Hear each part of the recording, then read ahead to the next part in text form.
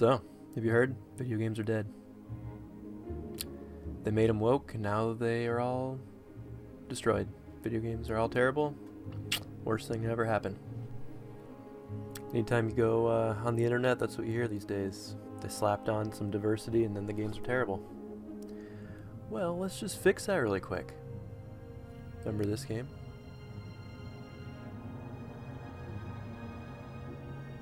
Slap some boobies on there. Fixed.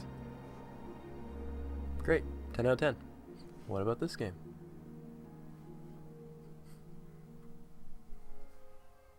Make it a buff dude. Fixed. Game's great now.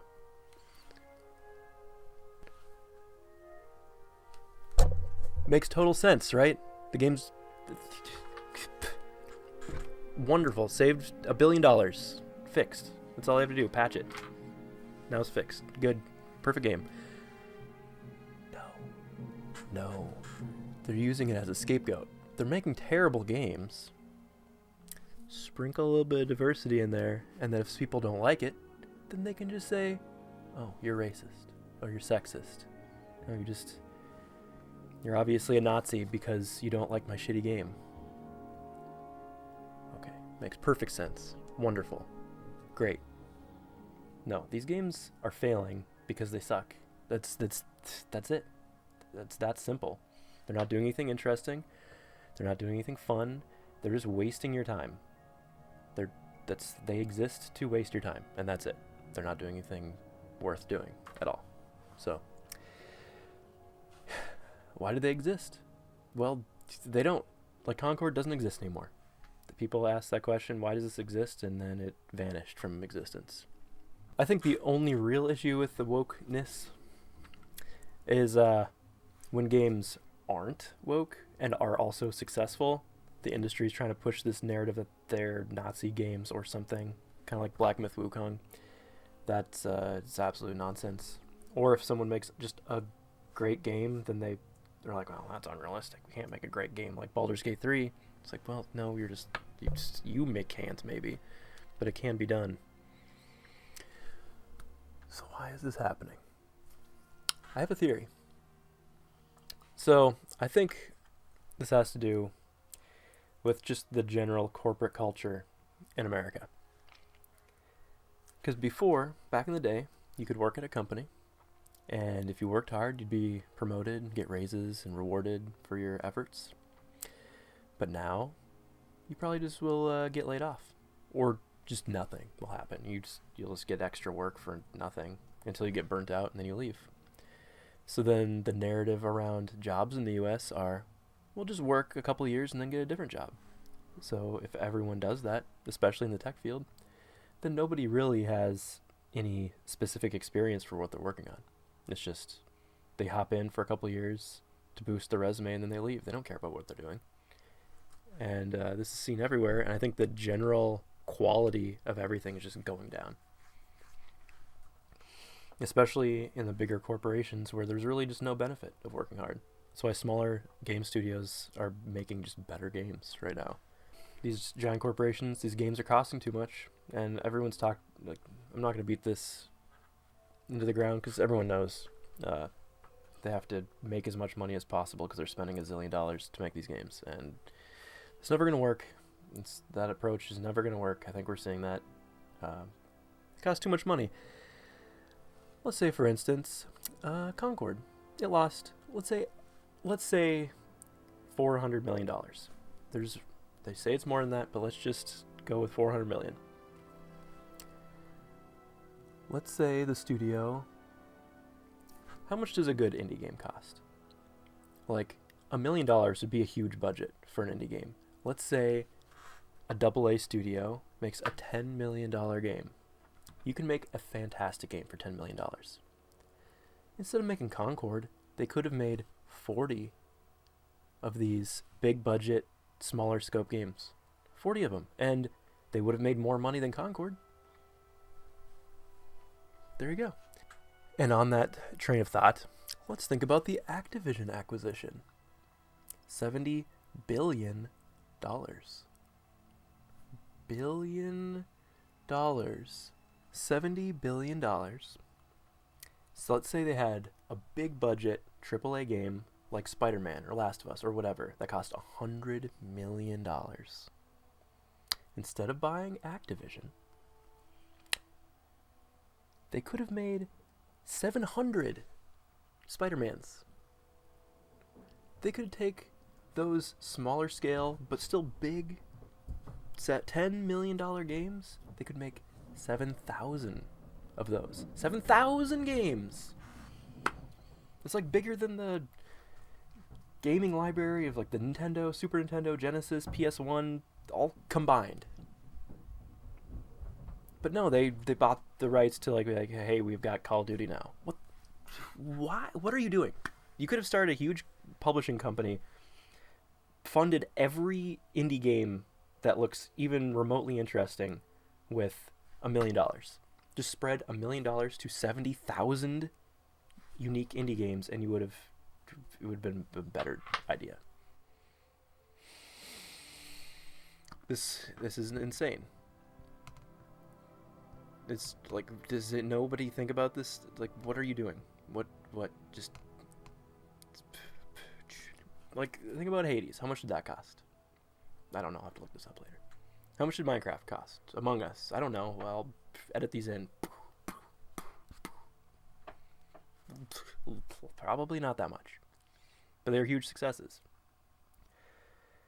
There's so many of these small budget games that end up making a ton of money. And if one company was in charge of all that, they would make their money back way more than putting it all into one AAA game that has to appeal to everybody. And it would advance the gaming industry because there'd be unique stuff being funded and actually fully realized, because a lot of smaller indie games, they have great ideas, but they just don't have the means to fully realize it, so they end up being like, all right, but, you know, it was decent. Yeah, it's just rough. So, what are we going to do about it? I think short term, just stop making these giant $500 million games. It's not going to work out. That's not a recipe for success. I think these giant game studios need to split into smaller studios to make smaller scale games for now. I think there's a future for giant AAA games that I'm putting together a separate video for, so hit that bell thing to get notified when that comes out. But yeah, there's still good video games out there. I think AAA everything's just kind of collapsing under the weight of itself now, just like movies, music, games, all of it. Just like, when's the last good AAA blockbuster movie? I can't even think of one. It's been a decade at least. Pop music, I've never been a fan, so I can't speak on that. And truly, I've never been a huge fan of AAA games. Like the occasional one, but they've never really appealed to me. I've always played the weird stuff. If you've been following this channel for any amount of time, you already know that.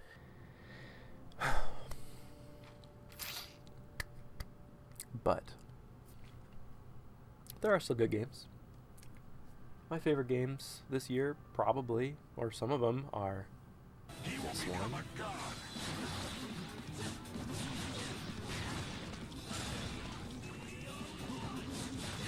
And this one.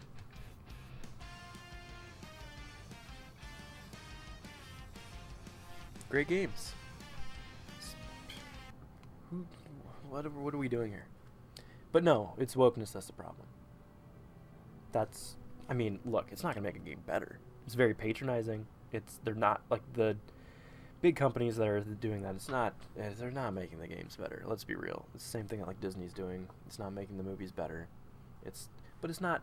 If they didn't do that, if they took that chunk out, the game wouldn't miraculously just be good. And the problem is, the concept isn't terrible. Like, there are use cases for it, like for historic accuracy and cultural stuff. You know, like I get it, but these things give it a bad name. And like Ubisoft, they are the top of this thing, and they hire all these teams, and they still get it wrong anyway. Like with new Assassin's Creed, there's all kinds of historic inaccuracies and cultural insensitivities and stuff. And so, like, what are they even doing? Like, they're the ones who are advocating for all this, and they're still messing up. So what's the point? So, like, if they can't even get it right when they supposedly care, then it proves that they don't care. It's all performative. They want to look like they care. That's all that matters. If they actually cared, they'd do a better job. That's not how. That's. No. The problem is way deeper, and they're hiding behind this little flimsy shield. And yeah, pretty good. So, short term, we just have to just scale back. Nobody wants these games that suck. And then long term, I've got some ideas. I'm going to do a little research, try some stuff out, and I'll make a follow-up video to see if it makes any sense. So that's it. Yeah, like, follow, subscribe, all that stuff. If you've been a follower for a while and you're like, what the heck happened to this guy, stick around and I'll tell you a little 5-minute story. Otherwise, see you later. If you don't care, good. Thanks for watching. Appreciate it. I'll talk to you next time. But if you want to know, you can hang around here for a couple minutes. So, I clearly, I'm not dead. Though I realized the last big video I put out, I started saying with I had COVID. Welcome, everybody, to Spooky Days 2020, the scariest year of them all.